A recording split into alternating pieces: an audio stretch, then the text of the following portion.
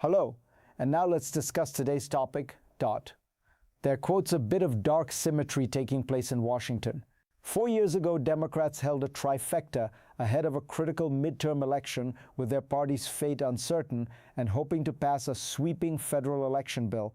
Their Republican counterparts are now engaged in a similar legislative dance. All that stands in the way is the filibuster in the Senate, and it's there the steps begin to become less familiar. Even in the absence of evidence that the mass voter fraud that President Donald Trump has claimed is taking place, congressional Republicans are facing pressure from him to put their stamp on federal elections. The House passed the Save America Act earlier this month, a bill that threatens to raise the threshold for participating in elections for millions of Americans. Here's how NBC News described the GOP's bill. The 32-page legislation would require states to obtain documentary proof of citizenship in person, such as an American passport or birth certificate, from someone in order to register them to vote in a federal election. The bill, which was revised from an earlier version to include new demands from Trump, also requires voters to show photo identification in order to cast a ballot in person. And it slaps new rules for mail-in ballots, requiring voters to submit a copy of an eligible ID when requesting and casting an absentee ballot. At least 50 Republican senators now back the bill, but that's not enough to get past the filibuster's 60-vote threshold. And so in a major reversal, hardline Republicans are now the ones pushing for the current filibuster's demise, or at least reform, after years of defending it. Specifically, Senator Mike Lee, R. Utah, the chief sponsor of the bill, and his allies are hoping to revive the so-called talking filibuster in an effort to weaken the procedural stalling tactic and push past Democrats. As the name suggests, a talking filibuster requires that a bill's opponents actively hold control of the Senate floor, continually making speeches to block bills from proceeding to a final vote. It's what most people picture thanks to depictions in Mr. Smith Goes to Washington or The West Wing. But under current Senate rules, without unanimous consent from all senators present, it's assumed that a cloture vote needs to pass before moving forward on any substantive matters. Lee's push for the talking filibuster's return has support among some of the most conservative members of the Senate, including Senators Josh Hawley of Missouri and Ted Cruz of Texas. When confronted with the same hurdles 4 years ago as they attempted to pass the Freedom to Vote John R. Lewis Act in early 2022, progressive Democrats mounted an unsuccessful effort to amend or abolish the filibuster in its entirety.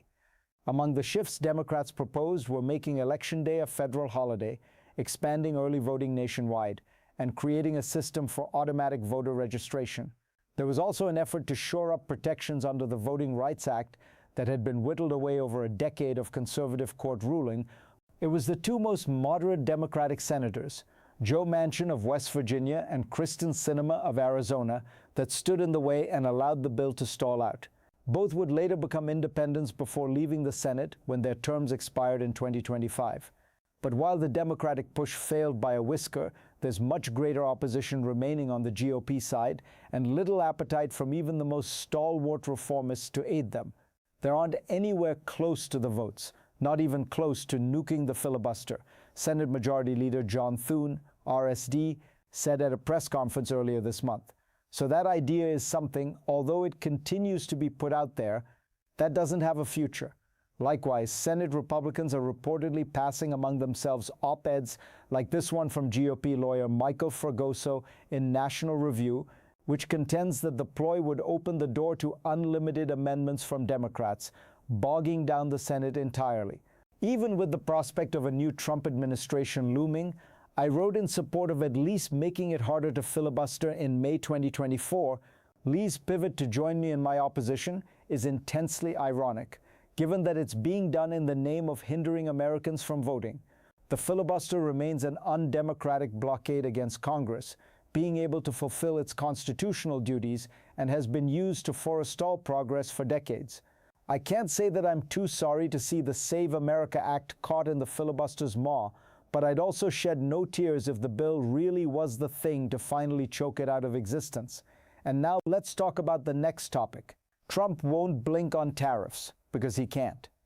No, President Donald Trump isn't looking for a new most beautiful word in the dictionary to replace his beloved tariffs. True to his philosophy of never accepting a defeat, he's already battling back after the Supreme Court declared his exercise of emergency trade war powers unlawful. Ahead of his State of the Union address on Tuesday, Trump is vowing to avenge the most damaging loss of his second term by promising even higher duties on imports. Many Republicans, however, would prefer a course correction as midterm elections loom. The president's defiance brings great political risks for him and his party and new uncertainties for an uneven economy. It is also already opening a new lane for Democratic attacks. But he's still convinced tariffs will unlock booming prosperity, even if a likelier outcome is a heavier affordability burden on millions of American voters. What the Supreme Court said is that the president cannot use the IEEPA, the Emergency Economic Powers Act, to do this. Treasury Secretary Scott Bessent told CNN's Dana Bash on Sunday. The president does have other authorities. Bessent said on State of the Union that Trump will shore up his tariffs by using other laws as a 5-month bridge to a more permanent regime. But Democratic Senator Andy Kim told CNN's Manu Raju on Inside Politics that his party was already working on legislation to force Trump to repay consumers for higher costs inflicted by tariffs, the first of a string of likely measures aimed at embarrassing the president and making life difficult for Republican lawmakers. First comma, he believes in tariffs with evangelical intensity. His faith in them is so intense it blanks out any evidence they are a tax on consumers or that they don't work. He regards globalization's gutting of industrial heartlands, where he won millions of votes, as vindication of protectionist views he's held since the 1980s. I have very effectively utilized tariffs over the past year to make America great again, the president said Friday, ignoring new data that shows an unmoving annual trade deficit and declining manufacturing jobs. The second reason for Trump's refusal to bend is that tariffs are a means to his ultimate ends of unfettered presidential authority and rejection of a constitutional system that by design shares power across government. This was highlighted by the most revealing comment from Trump's fulminating press conference Friday following the court's decision, when he was asked why he didn't just work with Congress to pass new tariffs. Trump has used tariffs more expansively than any modern president, in a way that stretches far beyond economic policy. If a foreign nation angers him, it's punished, as with Brazil, which got a 50% tariff slap for investigating his friend, former President Jair Bolsonaro, over alleged election meddling. If a world leader shows insufficient deference, their nation pays the price. Trump has explained, for example, that he hiked tariffs on Switzerland after taking exception to how its leader talked to us, apparently referring to former President Karen Keller-Sutter. Alternative powers Trump now plans to use to maintain tariffs contain compliance requirements and more limited authorities that may mean he can't use levies as a personal thermostat to crank up heat according to his whim. Trump has a blunt, transactional worldview. He sees curbs on his tariff leverage as weakening the U.S. against rivals he perceives as endlessly exploiting the world's most powerful economy. The Supreme Court ruling may undermine his trade war ahead of expected summits with Chinese leader Xi Jinping this year. Foreign countries that have been ripping us off for years are ecstatic, they're so happy, and they're dancing in the streets, but they won't be dancing for long. That I can assure you, the president said Friday. Thank you for watching the video. So, if you liked it, please subscribe and like so we have the motivation to make more videos.